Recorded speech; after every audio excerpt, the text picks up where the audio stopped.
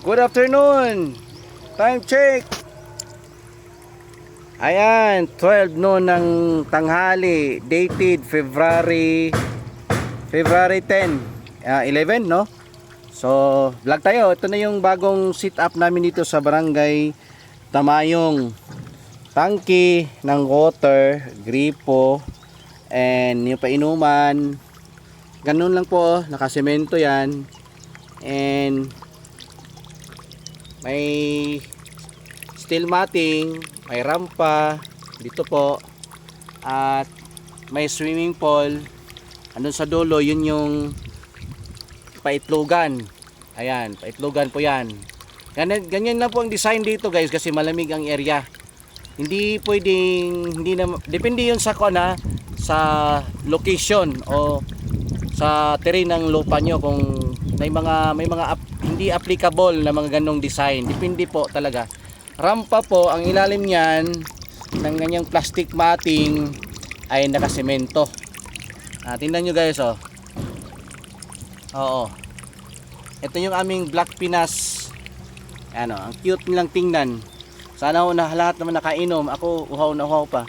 By the way, itong screen, okay, ito po ay nakailang patong to. 1, 2, 3, no? Ito, medyo makapal-kapal.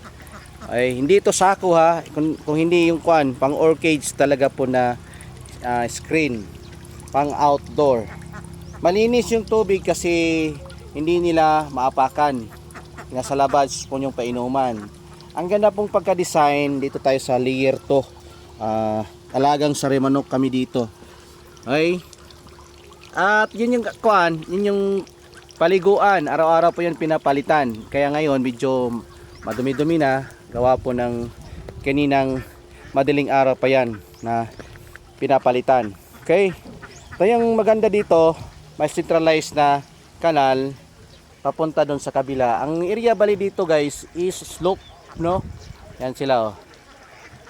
Slope 1,000 plus yata above sea level ang elevation dito from sa dagat, no? Medyo mataas po talaga. Okay, ito yung maganda pag nakakuha niyan, nakabaon, pag huhugutin yung PVC na yan ay may hugot. Ano ba yan? Hugot. Hindi, yung kukusang madidrain yan.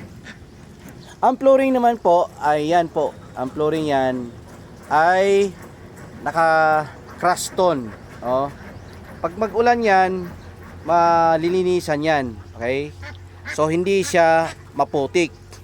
Ang nandyan is yung mga dumi-dumi nila, pero walang problema yan kasi ma-wash out yan during rainy season. Yan yung aming Black Pinas, and that's it. Sana po nakatulong. That's it for today. Please like and subscribe.